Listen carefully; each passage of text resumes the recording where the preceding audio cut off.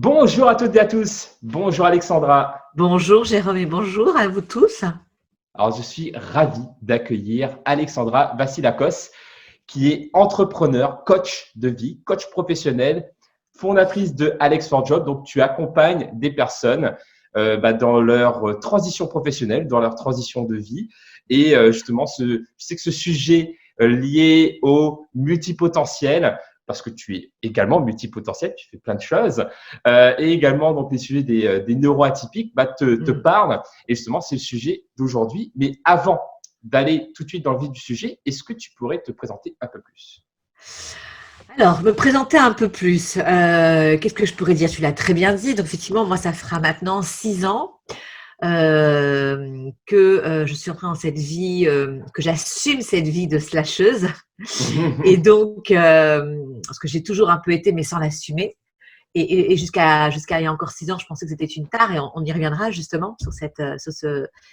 Et là, je ne pas assumer qui on est totalement. Et aujourd'hui, en tant que slasheuse, tu l'as dit, donc moi, j'accompagne principalement des cadres et dirigeants parce que c'est ceux que je connaissais initialement puisque je les ai chassés dans ma première vie en tant que chasseuse de tête pendant pratiquement 13 ans.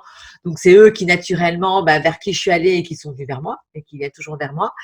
Et pour combler ce que tu disais, je les accompagne dans leur transition et je dirais même dans leur reconversion, voire dans leur switch, dans leur reconnexion à l'être qui sont. Et vraiment, ça, c'est vraiment aussi l'évolution d'Alex for Job.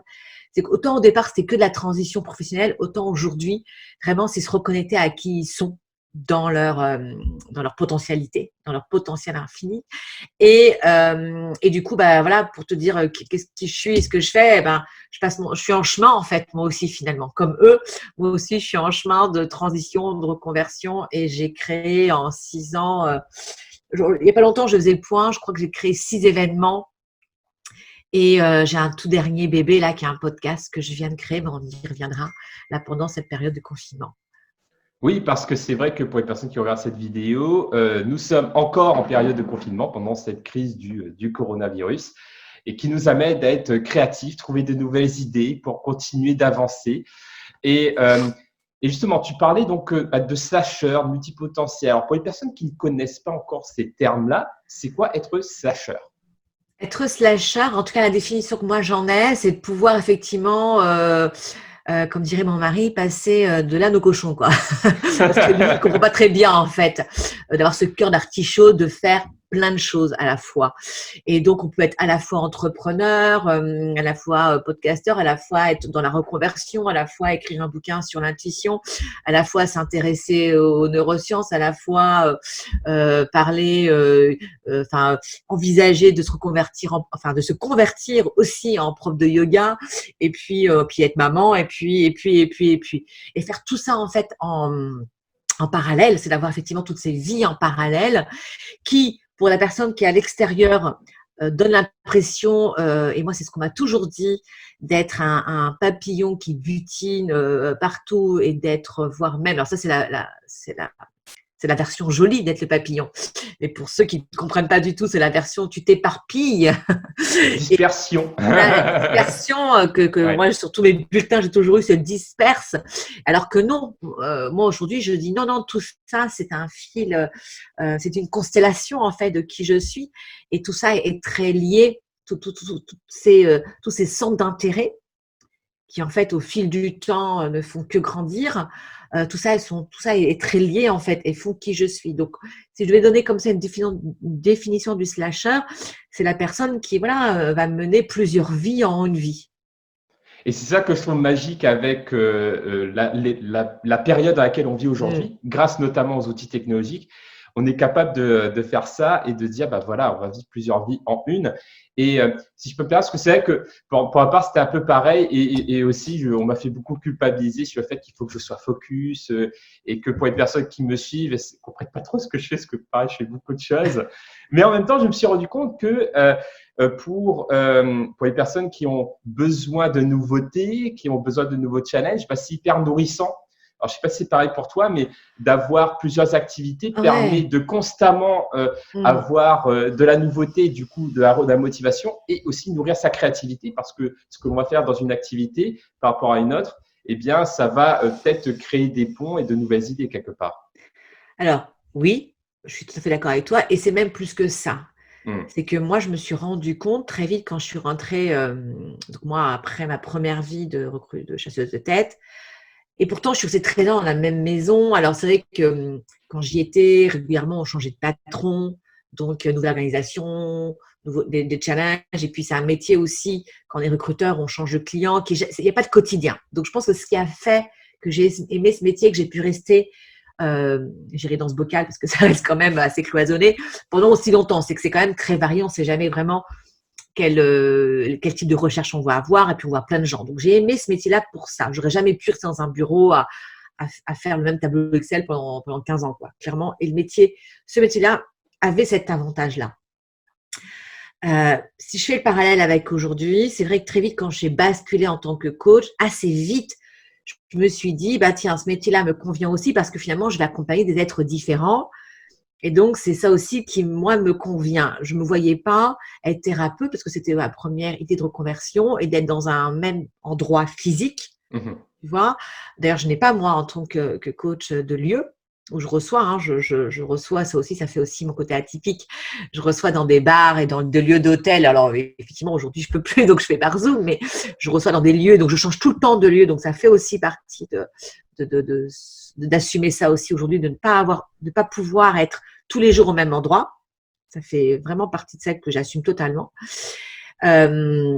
Donc, il y a l'idée du physique, il y a l'idée effectivement de voir des gens totalement différents tous les jours, donc des approches différentes, de nourrir aussi par des lectures et des exercices différents. Moi, j'ai besoin de ça. Et pour rejoindre ce que tu disais, d'assumer en tant qu'entrepreneur le fait que ce métier aussi, je ne dirais pas que tous les jours il évolue, mais presque. En fait, moi, en 6 ans, mon approche du coaching a énormément bougé. Et donc, comme tu l'as dit en introduction, aujourd'hui, je suis coach de vie, ce qui n'était pas forcément au début où j'étais vraiment centrée sur l'aspect professionnel, voire que LinkedIn, voire que transition. Aujourd'hui, j'accompagne des coachs, j'accompagne des gens en reconversion, j'accompagne des gens dans leur aussi développement spirituel. Enfin, voilà, je gravite sur plein de sujets, comme je disais, sur revenir à la connexion de qui il est. Et ça passe effectivement par les soft skills et on y viendra après. Mhm. Donc, c'est aussi assumer ça. Et je crois que ce qui est important pour les auditeurs, c'est de comprendre aussi que moi, j'ai compris que je n'avais pas le choix.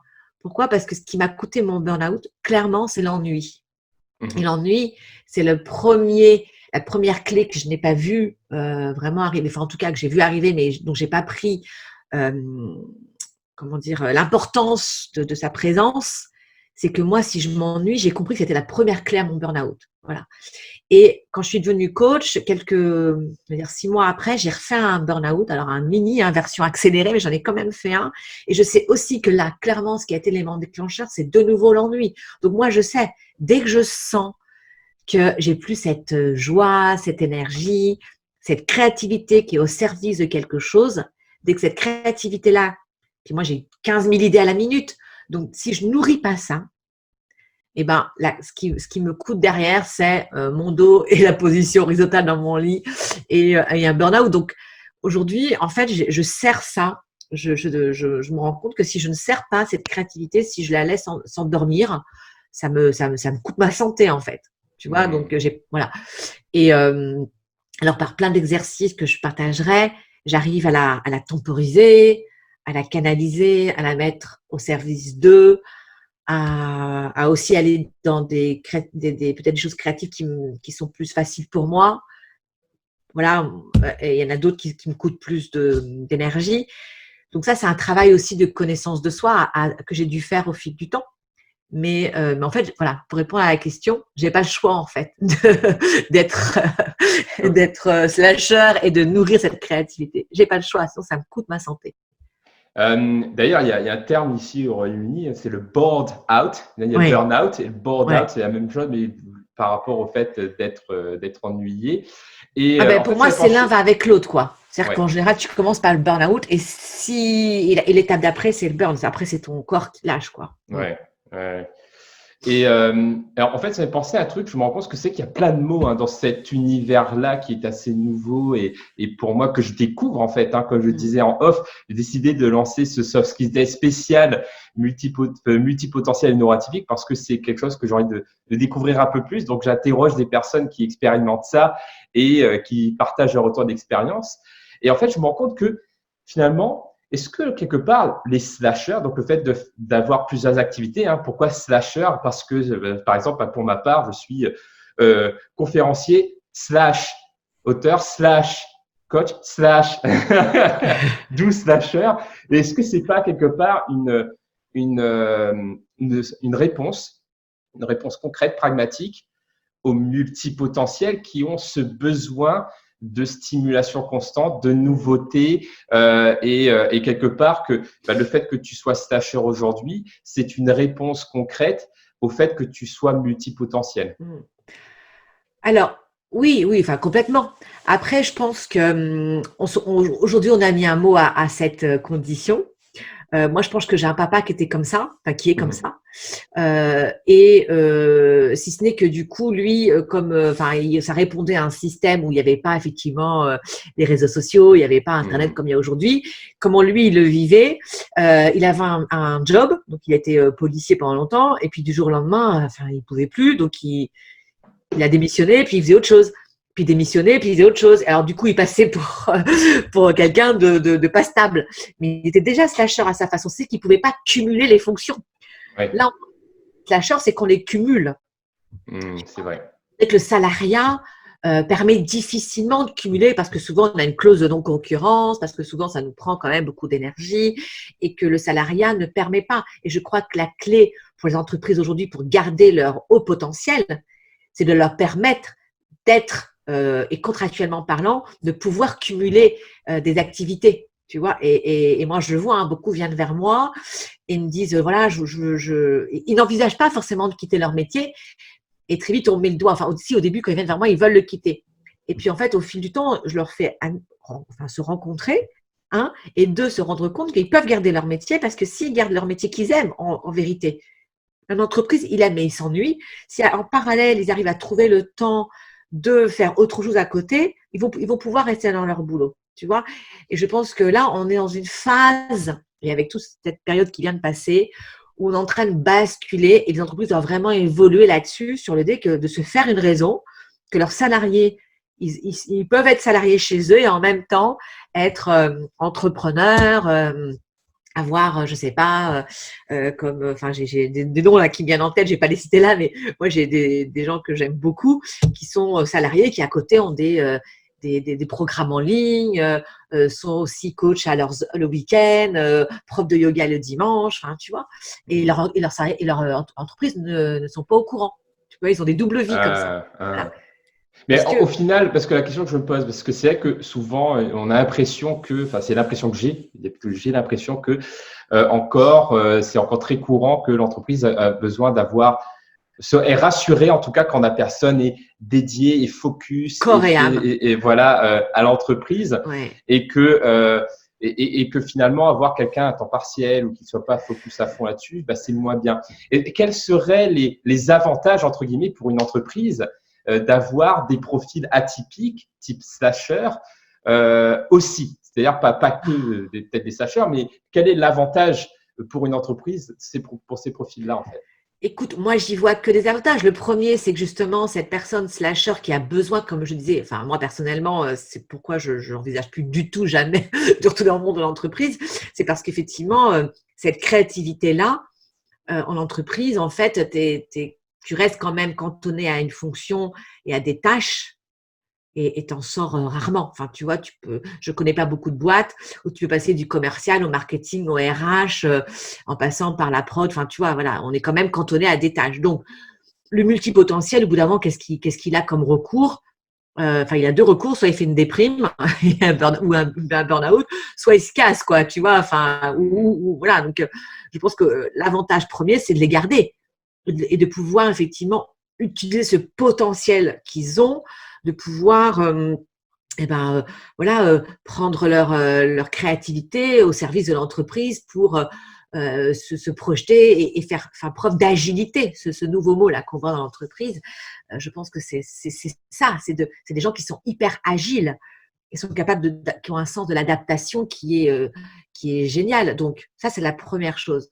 Et la deuxième, si je peux juste, excuse-moi, me permettre de rebondir sur ce que je trouve ça hyper puissant, c'est que finalement, on se rend compte que les entreprises, avec tous les problèmes que l'on voit, les imprévus, tout ça, ont besoin de s'adapter et d'être agiles. Mais pour qu'une entreprise s'adapte et soit agile, il faut que les salariés, les collaborateurs de l'entreprise aient ce mindset aussi, cette capacité de switcher, etc. Donc finalement, c'est, je dirais, pour répondre aux besoins soft skills, d'adaptabilité, de flexibilité cognitive, de gestion des émotions, etc. Donc, si je comprends bien, les slashers apportent une réponse hyper concrète à ce besoin-là, surtout dans les temps que l'on vit en ce moment. Ouais, alors moi, ce que je constate, et ça va pas faire plaisir à mes amis coachs et consultants, c'est qu'est-ce qui se passe là en réalité. Ceux qui ont cet esprit-là, cette mindset d'entreprendre, comme ils sont frustrés en entreprise, ils sortent et ils deviennent consultants à l'extérieur. Et le pire, c'est qu'ils sont consultants à l'extérieur et ils vont bosser pour les entreprises. Donc, bon. Donc, elles ont besoin de ça et elles font appel à des consultants qui ont… Voilà, moi, j'en connais plein des gens géniaux qui ont monté des concepts super et ils font ça. Donc, je trouve ça un peu dommage quelque part de devoir être sorti pour pouvoir se rendre compte qu'on a une valeur ajoutée. Bon, enfin, en tout cas, on pourrait en parler pendant des heures de tous les avantages que ce type de profil apporte dans l'entreprise. Moi, je crois à l'équilibre. Et je pense que dans l'entreprise, on a besoin de cet équilibre de gens qui ont besoin d'un train-train, de sécurité, d'avoir la même tâche, parce que c'est un mode de fonctionnement. Il n'y en a pas un qui a raison et qui a tort, hein, d'ailleurs. Voilà. Et puis, d'avoir aussi besoin en parallèle de gens qui peuvent changer de service, qui peuvent s'adapter, qui peuvent remplacer, qui peuvent… voilà, qui ont soif d'apprendre, qui peuvent aussi bien se former au marketing qu'à la com, qu'au RH, comme je disais, voilà, qui ont cette capacité d'apprentissage. Et je sais que c'est un sujet, toi, que tu aimes beaucoup aussi. Il y a des gens qui ont besoin d'apprendre tout le temps. Et moi, les premiers qui viennent vers moi, c'est des gens qui, à un moment donné, se réveillent, ils réalisent que pendant 20 ans, ils n'ont plus rien appris et qui se sont appauvris intellectuellement parlant. Tu vois, qui vont reprendre des études, qui vont s'intéresser, qui quittent la banque. Et là, je pense à quelqu'un en particulier qui a quitté le milieu bancaire pour effectivement aller vers le milieu de l'environnement et qui est en train là de refaire une école d'ingénieur pour, tu vois, qui se donne 6 ans là pour refaire un parcours parce qu'elle se dit, voilà, c'est un esprit très bien fait et qui se dit, mais finalement, là, pendant 20 ans, je me suis appauvrie intellectuellement et j'ai besoin de faire marcher mes méninges, quoi. Tu vois, et ça, l'entreprise, jusqu'à maintenant, n'offrait pas cette possibilité-là. Donc, finalement, si je comprends bien, pour les personnes qui peut-être étaient en doute là-dessus ou qui culpabilisaient parce qu'on leur disait qu'elles se dispersent, etc., finalement, elles ont une valeur ajoutée, ces personnes-là, elles apportent une vraie valeur ajoutée, ont un vrai rôle par rapport à tout ce que tu viens de dire, finalement. Complètement. Complètement. Je crois que dans l'entreprise et aujourd'hui on le voit bien, qui est en train de bouger, ce que j'appelle moi les entreprises du nouveau monde, qui sont dans cette énergie-là, et je pense qu'elles seront obligées de tout y passer. Ces personnes-là ont un vrai rôle à jouer, voilà. Et pas qu'à l'extérieur en tant que consultant, clairement. Et alors, comment on fait quand on est justement slasher et que l'on veut postuler par rapport à un poste et que on a l'impression que notre CV ne rentre pas dans les cases? Grand débat, Jérôme. Grand débat. Parce que je sais que c'est un sujet qui te plaît bien. Donc ouais, parce que pour le coup, j'accompagne principalement des gens là-dessus et c'est vrai que la première réaction, c'est de dire j'y vais plus dans l'entreprise ou alors je fais un faux CV ou je dis pas tout, enfin, je dis pas tout, ou je raconte pas tout ce que j'ai mené à côté. Voilà. Alors moi, je suis pas du tout de cette école-là. Heureusement, je rencontre de plus en plus de chasseurs et de recruteurs et de DRH qui s'ouvrent aussi et qui ont cette sensibilité-là aussi, heureusement. Et je pense qu'il reste encore à convaincre ou à sensibiliser les managers et les voilà, ceux qui sont opérationnels parce que du coup, ça les rassure plus, voire même ils comprennent pas. Parce que le problème, c'est comme si le monde était divisé en deux. Il y a ceux qui le vivent et puis ceux qui ne le vivent pas. Et encore une fois, il n'y en a pas un qui a tort et a raison. C'est juste que finalement, un manager ou un dirigeant qui n'est pas dans ce type-là de profil, lui, ben, il ne va pas comprendre. Donc voilà, il y a toute cette pédagogie à apporter. Et comme tu l'as justement dit, il y a de leur prouver que ça a un intérêt pour eux. D'accord? Vous pourrez prendre à ta question concrètement, parce qu'un slasher aussi, il peut partir, et un esprit aussi, il part en arborescence, donc je rattrape la pensée et la question. Pour répondre clairement à ta question, Jérôme, je crois que sur un CV, il y a deux choses. Il y a déjà savoir qui je suis. Donc, il y a tout ce travail que fait un coach ou qu'on peut faire quand on est en transition, ou qu'on se pose ces questions, qu'on réalise qu'on est un slasher et qu'on doit effectivement se mettre qu'on est à l'écoute du marché. C'est vraiment apprendre à mettre les mots justes, accepter qui on est. Donc ça, c'est un vrai travail aussi. Je te disais en off, pour certains, c'est très violent de dire « Ah non, mais en fait, c'est comme ça que je fonctionne. Ah ouais, j'ai une pensée en arborescence. Ah, c'est ça. Ah, c'est ça en fait. Alors, comment je raconte ça en fait maintenant que je sais qui je suis, comment je raconte ça. Et donc, il y a toute une table d'acceptation de qui on est. Et puis après, les mettre en mots, être capable, je disais, d'apporter une pédagogie par rapport à ça et d'expliquer. Et donc ça se fait, enfin en tout cas moi, je conseille vraiment aux gens de se faire accompagner là-dessus et d'être vrai en fait. Tu vois, il n'y a pas longtemps, j'ai accompagné quelqu'un qui avait besoin quand il parlait en fait, un peu comme moi. Moi, quand j'accompagne en coaching, je fais beaucoup de dessins. J'écris, je dessine parce que du coup, ça me permet de garder ma pensée concentrée. Sinon, je pars dans tous les sens. Et je le sais, c'est comme ça que je fonctionne. Voilà. Donc, j'écris, je dessine, ce qui permet à l'autre aussi, je l'ai vu, de mieux comprendre mon schéma de pensée. Eh bien, par exemple, en entretien, quelqu'un qui a une pensée comme ça, je n'hésite pas en fait à écrire et dessiner à l'autre, à faire un croquis de toutes les pensées que tu as. Ou une mind map. Exactement. Et du coup, sur un entretien, tu vois, de quelqu'un que j'ai accompagné, qui était en interne, qui devait prendre un poste de manager plus, on a tous les deux préparé son entretien en map en fait. Je lui dis, voilà, tu vas dire à la DRH, à l'opérationnel, voilà, écoutez, voilà comment dans ma tête c'est. Et au lieu de vous l'expliciter, parce que du coup, je risque de vous perdre, je vais vous en faire un dessin, je vais vous faire un… Et en fait, elles ont adoré. Elles ont adoré parce qu'en plus, elles ont complété. Et vraiment, ça a été très vivant, tu vois. Donc, il y a plein d'outils comme ça qu'on peut utiliser. Donc, ça, c'est là quand on est effectivement en entretien. Et pour répondre à la question, sur un CV, eh ben, on fait un CV qui nous ressemble. Donc, moi, par exemple, souvent, je conseille de faire un à propos sur le CV qui explicite effectivement et de dire, voilà, je suis slasher, je suis quelqu'un qui est très créatif, d'assumer cette part-là. Parce que si on ne l'assume pas, ben on répète des cercles d'échecs en fait, et on se ment à soi-même et voilà, enfin je vais pas Et partir sur la après, oui, psychologie, mais on n'est pas authentique et on n'est ça pas authentique, ça sent. sent, voilà, pour plein de raisons, ça marche pas, tu vois.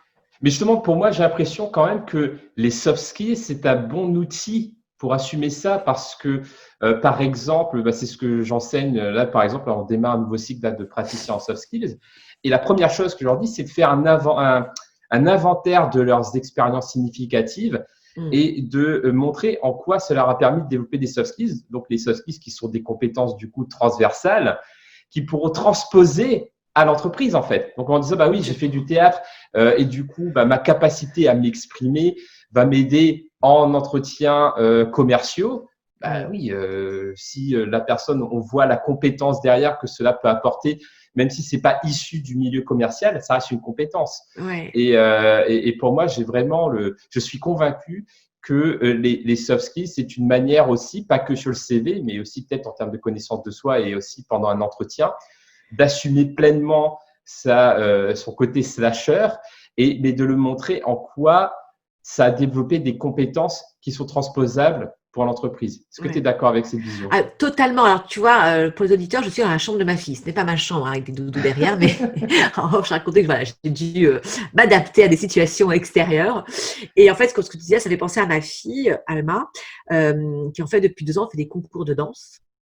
qu'on voit là-haut, là. Voilà. Et je me suis rendu compte que le fait d'être sur scène, de vivre cette expérience, donc elle a 10 ans, elle est toute jeune, hein, et l'autre jour, je me disais, tu vois, elle me racontait, elle, plutôt que elle est super à l'aise elle a fait vachement de progrès pour prendre la parole en classe, quand elle est interrogée pour ses poésies. Enfin, elle a vraiment développé, là, j'ai vraiment pu constater ça en quelques mois, sa prise de parole et sa capacité dans le scénique, dans sa prestation scénique. Voilà.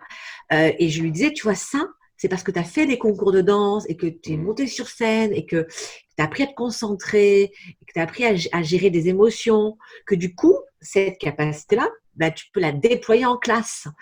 Alors qu'elle voit bien que ses autres camarades sont hyper stressés de devoir prendre la parole ou aller devant tous les élèves réciter de la poésie.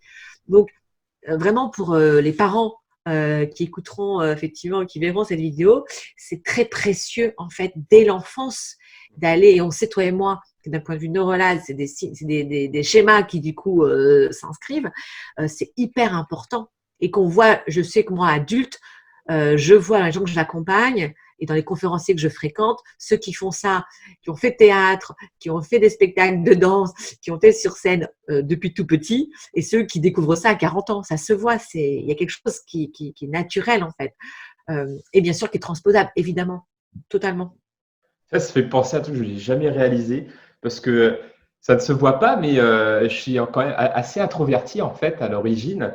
Et je me rends compte que ce qui m'a aidé pour pouvoir être sur scène devant 1000 personnes s'il le faut, j'ai pas fait de théâtre. Par contre, j'ai fait beaucoup de compétitions sportives, que ce soit en arts martiaux ou en athlétisme. Et en fait, je me suis rendu compte que quand tu as un stade avec des centaines, voire des milliers de personnes qui regardent, bah, ça faisait monter la pression. Et je me demande s'il n'y a pas un côté comme ça aussi qui c'est sûr. fait que c'est plus simple pour moi grâce à ça. Mais oui, tu as inscrit quelque chose du regard de l'autre et de la compétition et de la gestion du stress que quand ça remonte, là que tu arrives. Alors du coup, moi, j'allais dire, pour avoir fait de la scène aussi, avant de monter sur scène, bon, ben, ça, finalement, aujourd'hui, tu sais ce que c'est. Quelqu'un qui n'a pas vécu ça enfant, il ne sait pas ce que c'est. Il découvre ça adulte et souvent, ça le submerge, tu vois. Complètement. Donc, en gros, les parents, chers parents, encouragez vos enfants à tester le slashing. Exactement. Ah ben oui. Pour leur cerveau. Totalement, mais oui, là aussi, tu vois, moi, je vois, j'ai la chance d'avoir un mari qui est comme moi aussi, mais moi, mes enfants, ils ont fait de la guitare, du piano, de la danse, ils essayent plein de trucs, et si une année, ils veulent passer à autre chose, ouais, ok. Si c'est pas enfant que tu peux être touche à tout, je vois pas quand tu peux l'être. Donc moi, j'encourage totalement à développer cette capacité de passer un truc à l'autre. Et puis à un moment donné, est-ce qu'elles reviendront à la guitare ou au piano plus tard? Peut-être, tu vois. Ils auront touché à tout ça. Alors moi, je trouve ça, c'est super, complètement. Et ça, en plus, ça encode aussi cette capacité de passer à plein de choses, quoi. Ouais, c'est ça, ça active la plasticité neuronale qui est encore plus souple à l'enfance et qui, du coup, rend l'adaptabilité plus tard beaucoup plus simple. Donc, c'est clair. Complètement. Et souvent, si on revient plus pour la partie compétences, donc moi, comme je disais, je suis convaincu que ça développe la créativité parce que ça permet donc de switcher d'un univers à l'autre et c'est des connexions entre ces univers qui créent la créativité. Mais il y a aussi, je sais qu'il y a une soft skill qui est pour toi et importante et que tu utilises dans ton quotidien, pro et perso, qui est l'intuition. Ouais. Est-ce que cette aptitude-là est aussi nourrie par cette multi-activité? Alors, qui nourrit l'un et qui nourrit l'autre, en fait? Où est l'œuf, où est la poule, j'ai envie de te dire.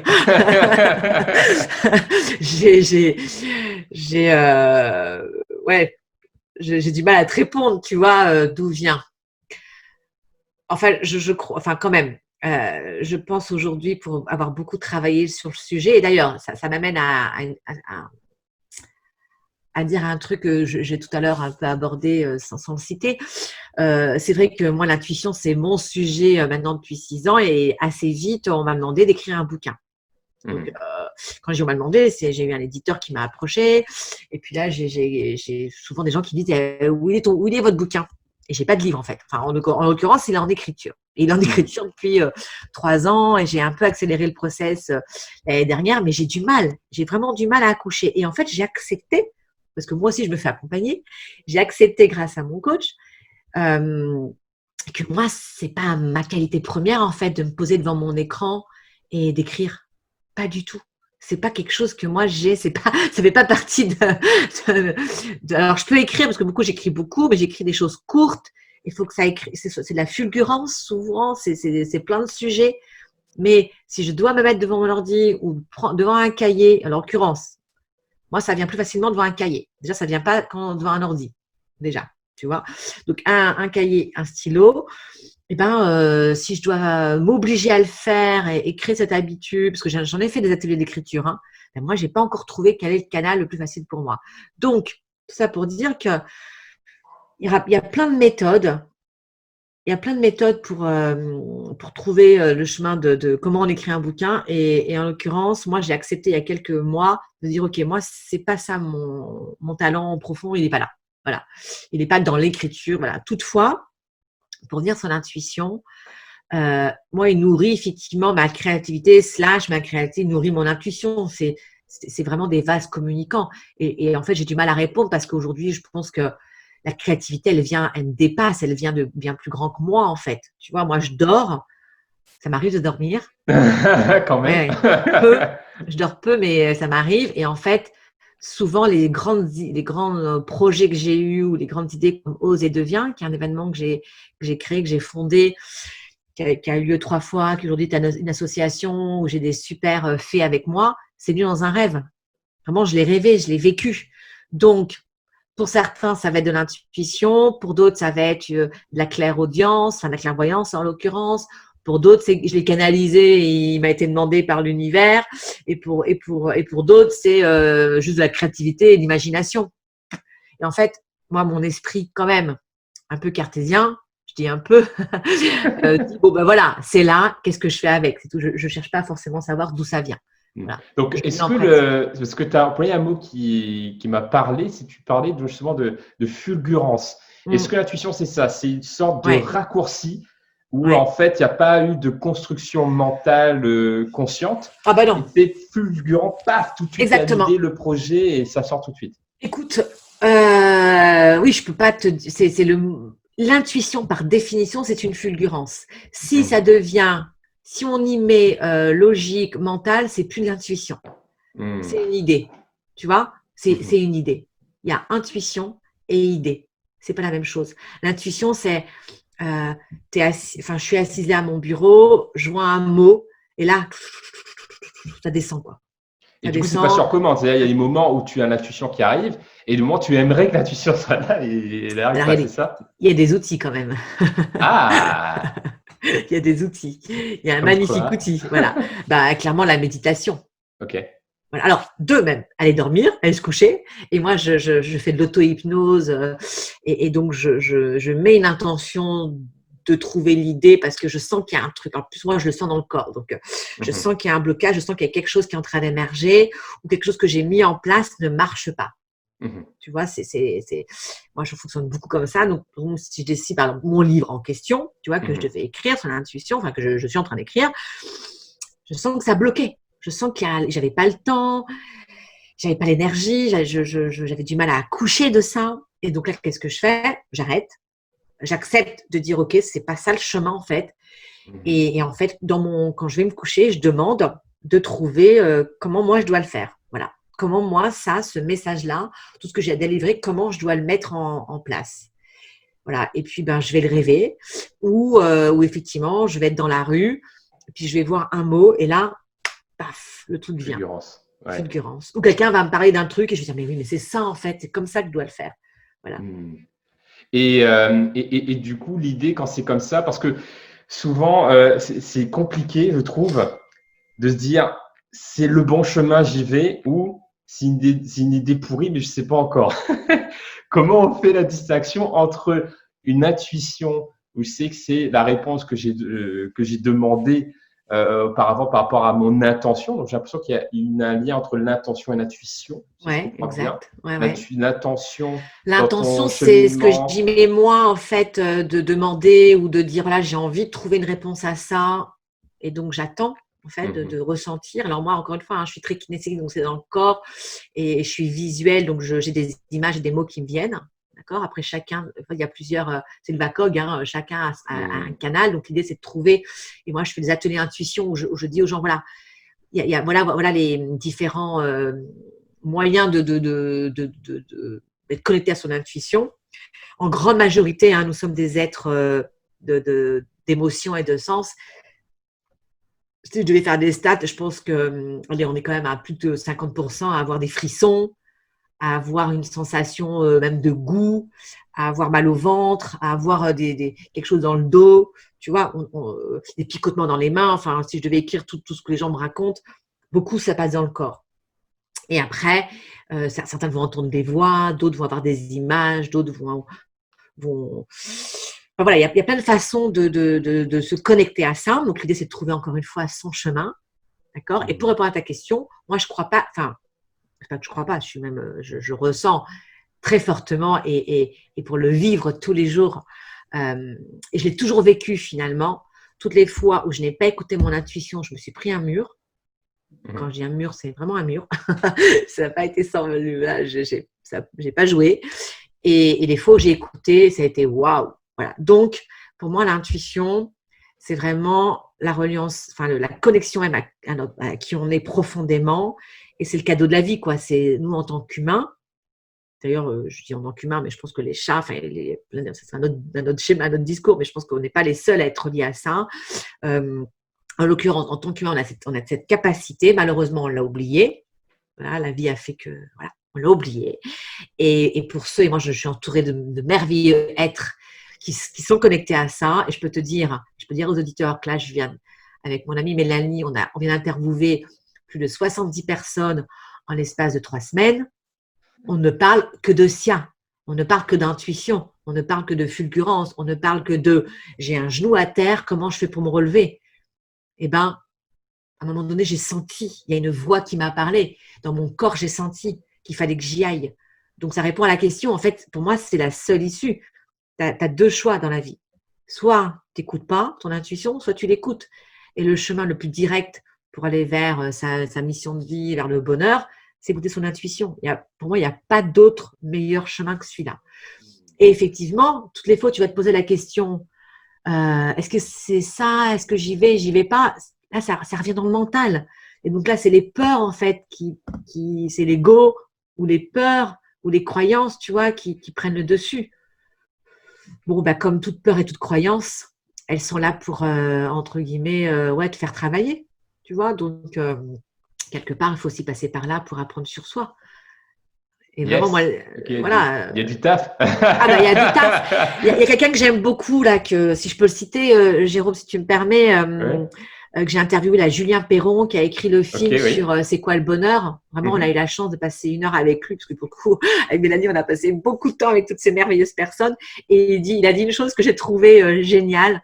Il disait, voilà, il y a l'individu qui ne travaille pas sur lui, il est malade. Enfin, entre guillemets, tu vois. La personne qui aujourd'hui ne travaille pas sur elle et ne prend pas conscience de ce besoin de venir comprendre comment il fonctionne, c'est lui qui est malade. C'est pas celui qui bosse sur lui.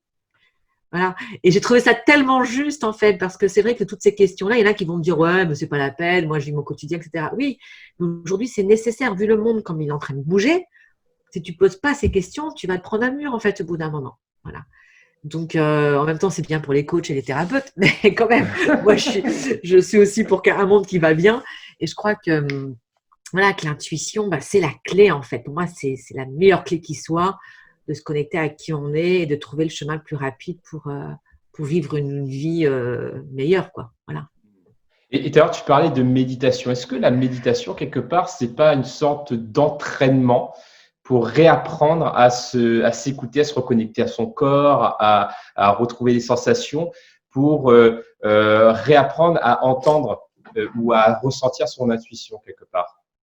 Tu as tout dit. En fait, pour moi, la méditation, ça a été c'est l'outil déjà gratuit, dont on est tous capables. Enfin, déjà, avant la méditation, c'est la respiration. Tu vois, pour Mhm, ceux mhm. dont le mot méditation leur sort par les yeux parce qu'on ne voit pas ça partout, ils ne savent pas vraiment ce que c'est. Déjà, les amis, vous respirez. Donc, déjà, prendre le temps le matin au réveil de faire 5 inspirations, expirations, bloquées, enfin bref, cohérence cardiaque. Vous trouvez partout ça sur Internet, c'est hyper facile, c'est gratuit. C'est la première chose qu'un bébé fait quand il est, quoi. Il fait de la cohérence, il respire. Donc, comme dirait mon ami François Lemay, t'as un nez au milieu de la figure. Voilà, serre-en toi, quoi. Tu vois, serre-en toi. Donc, c'est donné à tout le monde de respirer. Tu vois, sans parler de méditation, parce que là, après, on Hmm. rentre dans d'autres choses encore qui ne sont pas données à tout le monde aujourd'hui. Enfin, quand je dis c'est pas donné, c'est donné, c'est possible de le faire, mais il y a des gens pour qui ça parle pas. Mais juste respirer, quoi. Tu es dans le métro, au lieu d'être branché sur ton portable, ferme les yeux et concentre-toi sur ta respiration. Voilà, ça, c'est la première chose voilà, tu vas en rendez-vous, tu es aux toilettes, enfin, tu es sous la douche, enfin, c'est facile, tu es dans ta voiture, au feu rouge, t'énerver, parce que le feu rouge, il met du temps à passer, ben, respire, quoi. Voilà, respire.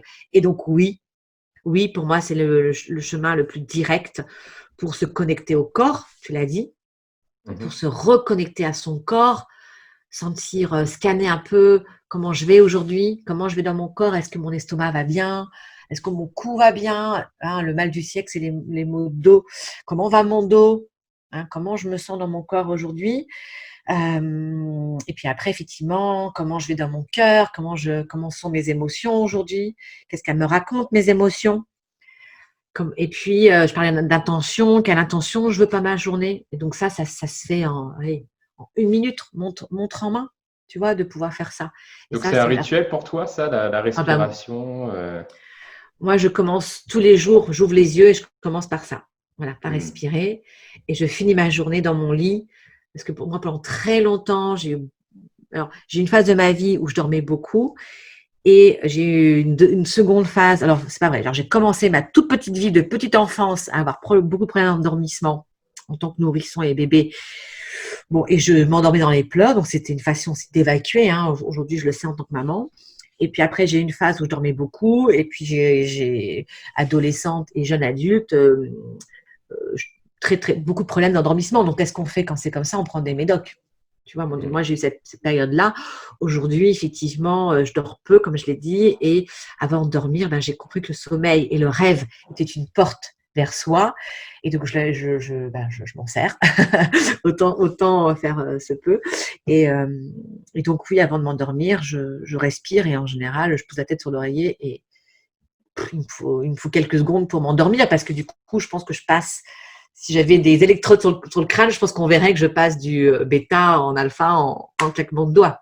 Et je sais que j'ai développé cette capacité-là Oui. aussi. Mais ce que j'allais dire, c'est en claquement Ouais, de doigts aujourd'hui, mais je veux dire, aujourd'hui. c'est ta pratique C'est l'entraînement. répétée Ouais, de la méditation, de la respiration qui fait qu'aujourd'hui, ouais. tu as cette capacité-là. Et l'auto-hypnose. Ouais. Ouais. Et pour moi, bah, c'est ce que j'enseigne en fait avec les soft skills, c'est que c'est comme pour les arts martiaux, c'est la La pratique répétition. répétée dans le temps qui Mm. développe les automatismes et qui Ouais. fait que bah, on développe ces capacités-là. Et c'est vrai que ton témoignage le prouve, notamment sur la phase d'endormissement que j'essaye de travailler, parce que moi j'ai un sommeil ultra léger, c'est hyper frustrant, Mm. mais j'y travaille.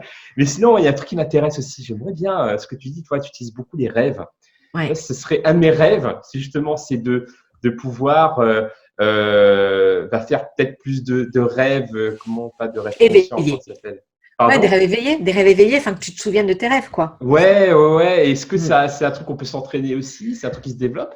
Alors, moi, je suis pas spécialiste de ça. J'ai la chance, par contre, d'en avoir autour de moi. Et oui, ça se développe. Oui, ça se développe. Et un exercice que moi, je pratique et que je fais pratiquer à mes gens que j'accompagne, c'est que parfois, tu te réveilles, d'accord, et tu as l'impression de ne pas avoir rêvé. En tout cas, tu t'en souviens pas. Et donc là aussi, de prendre un cahier, vraiment, on est dans son lit, on se lève pas, on prend pas son portable, on se voit pas un café, hein. On reste en l'état. Tu vois, parfois, j'ai pas forcément les mots pour décrire d'un point de vue neuronal ce qui se passe, mais voilà, je sais c'est un état au niveau, juste après le réveil, où tu es encore un peu, je pense, groggy. Et là, vraiment, par la respiration, tu fais émerger, tu laisses émerger et tu laisses en écriture intuitive écrire ce qui vient. Voilà. Et moi, j'ai vraiment des messages, parfois des choses qui émergent, qui sont incroyables. Et puis, je me rends compte aussi qu'à force de faire ça, et pour le pratiquer encore une fois avec mes clients, souvent, ils témoignent que tout au long de la journée, ça va remonter, en fait. Tu vois, et comme tu le sais, 80% des choses, elles sont inconscientes. Et donc, ce travail-là permet de faire émerger le bas de l'iceberg et de se reconnecter à une partie des rêves. Alors, encore une fois, est-ce que vraiment c'est ce qu'on a rêvé? Finalement, on s'en fout un peu, en vérité, tu vois, hein, là aussi, parce qu'on rêve, finalement, est-ce qu'on se souvient de tout? Ben non, de toute façon, on ne se souvient pas de tout. Mais on va capter des messages, capter des mots, capter une émotion, capter des épisodes, comme si on regardait un film. Et c'est ça qui est intéressant. Et à force de pratiquer ça, ben moi, je remplis des cahiers d'idées, de projets, d'envies, de phrases. Je me dis que c'est moi qui ai écrit ça. Quand je les relis, parfois, je me dis c'est fou, j'ai écrit ce truc-là. Enfin, voilà. Et c'est ça qui est intéressant. Après, peu importe de la véracité, finalement, de ce qu'on ressort de ça. Tu vois. Est-ce que c'est important? Je ne suis même pas certaine, finalement. Est-ce que c'est vraiment important de se souvenir du rêve? Totalement, je ne suis pas certaine. Tu vois.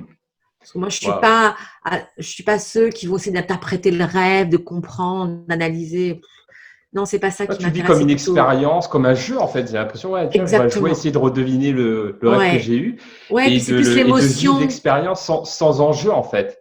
Oui, et puis il y a deux choses. Il y a l'émotion qui est, tu vois, qui est accolée au rêve. Qu'est-ce que ça a généré comme émotion?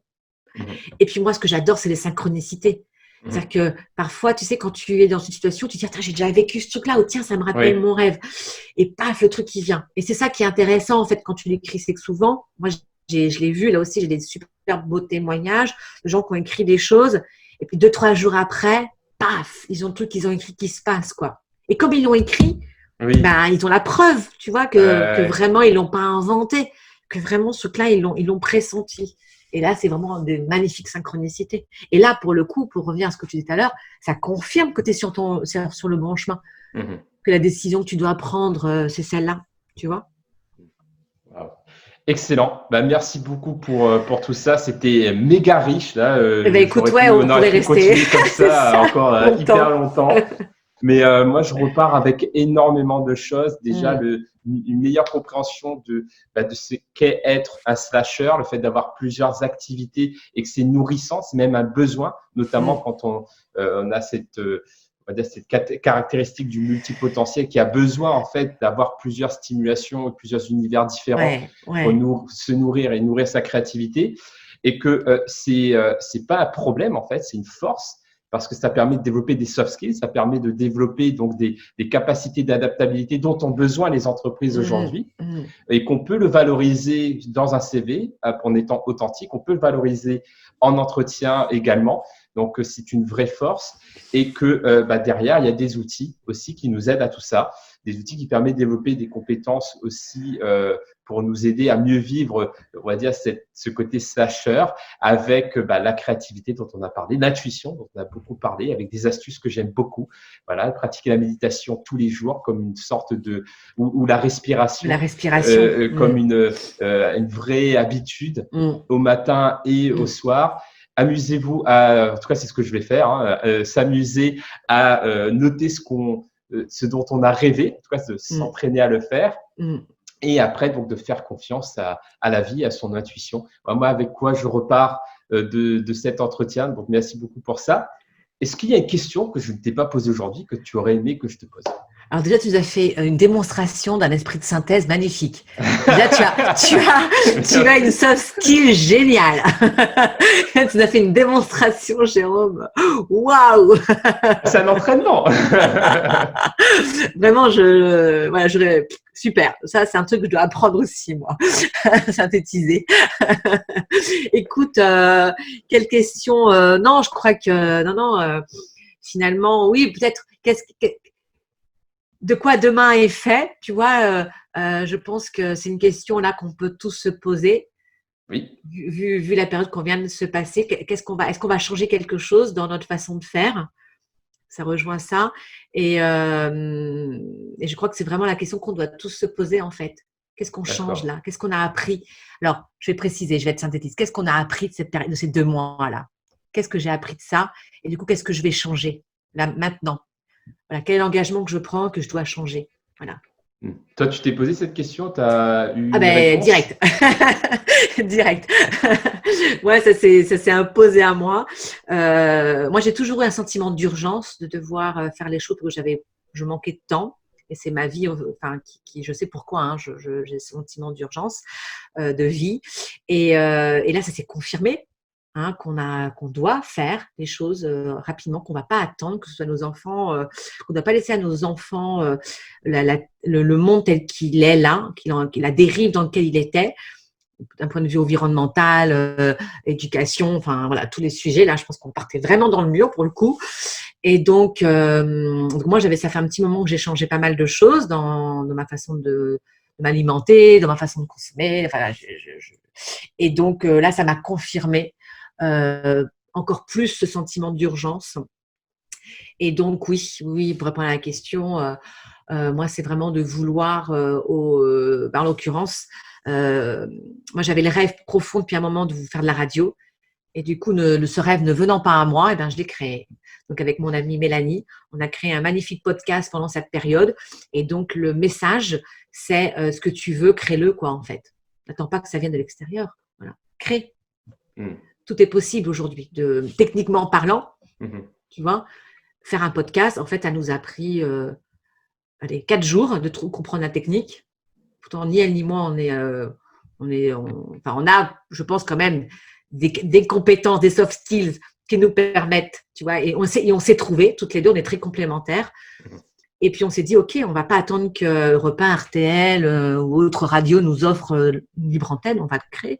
Et donc, on a créé. Donc, voilà, t'as un rêve, crée-le, quoi. Et donc, je me le suis appliqué. Super, j'ai envie de conclure avec ça. Merci beaucoup, Alexandra. Merci à toi d'avoir créé aussi cette libre antenne aussi qu'en est une. Voilà, bravo à toi aussi pour ce projet. Merci beaucoup. Merci Alexandra. Donc pour te retrouver, c'est sur Alex for Job. Job et sur LinkedIn, sur Facebook. Enfin, je suis partout, quoi. Voilà. Et maintenant aussi sur les Soft Skills Day. Ouais. Voilà. Merci beaucoup. À bientôt. À bientôt.